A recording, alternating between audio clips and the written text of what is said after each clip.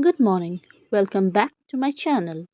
Today we are going to start with the summary of Act 1, Scene 2 of Julius Caesar. Caesar, Antony, Brutus, Cassius, and others enter. Caesar tells his wife Calpurnia to stand in Antony's path when he runs his race. He tells Antony to touch Calpurnia as he runs by, since this is believed to cure a woman's infertility. Antony agrees. Caesar hears someone calling shrilly in the crowd. It's a soothsayer, telling him, "Beware the Ides of March." Caesar summons the soothsayer before him, but then dismisses him, saying that the man is a dreamer. Despite Cassius's urging, Brutus declines to watch the race. Cassius observes that Brutus has seemed aloof lately. Brutus assures Cassius that he shouldn't take this personally. He is distracted by his own thoughts, with himself at war. Cassius replies that he wishes Brutus could see his own hidden worthiness, which so many prominent Romans recognize. Brutus fears that Cassius is trying to lead him astray, but Cassius assures him that he is no flatterer and Brutus should trust his perspective. Now, they hear shouting, and Brutus fears that the people have hailed Caesar as king. When Cassius says that it sounds as if Brutus is against the possibility, Brutus admits that this is true, although he loves Caesar.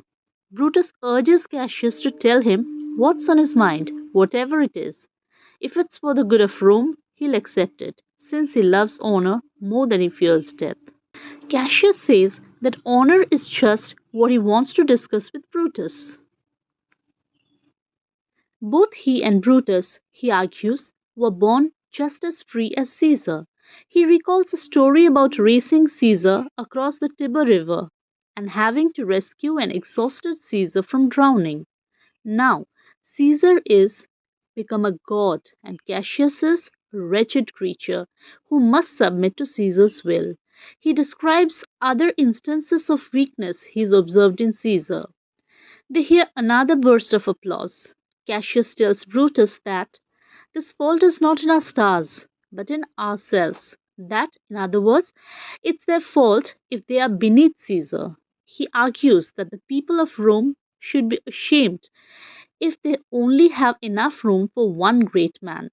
Brutus replies that he understands what Cassius is getting at and that they'll discuss it later. He adds that he would rather be a mere villager than be ruled by a king. The Lupercalia race has ended.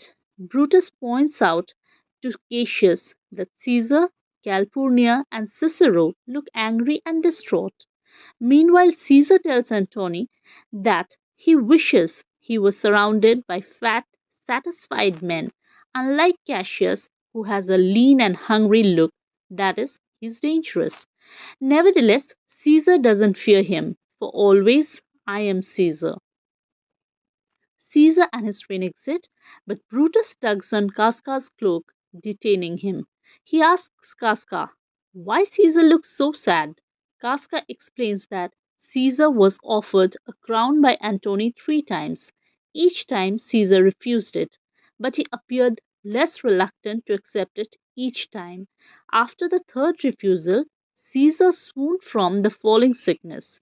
Casca observes that the rabble responded to Caesar as they would to the players in the theatre. Casca says that when Caesar perceived that the people were glad, he'd refuse the crown. He asked Casca to cut his throat. When he recovered from his wound, he said that his words should be attributed to his illness. Cicero also made a speech in Greek, which Casca was unable to understand, and Marillus and Flavius were executed for defacing Caesar's statues. Casca categorized all of this as foolery. Brutus and Cassius agree to meet tomorrow to talk further. Cassius urges him to think of the world until then. After Brutus leaves, Cassius muses that Brutus is noble, but that even the noblest can be seduced. Tonight, Cassius will leave a few letters for Brutus, as if written by different citizens, praising Brutus's reputation and hinting at Caesar's ambition. Cassius this thinks sorry, Cassius thus thinks this will surely help cause against Caesar. So that was a brief summary of Act 1, Scene 2. Okay, and if you all want the analysis or other literary devices from this scene, please comment. Thank you for today. We'll be back with the next video.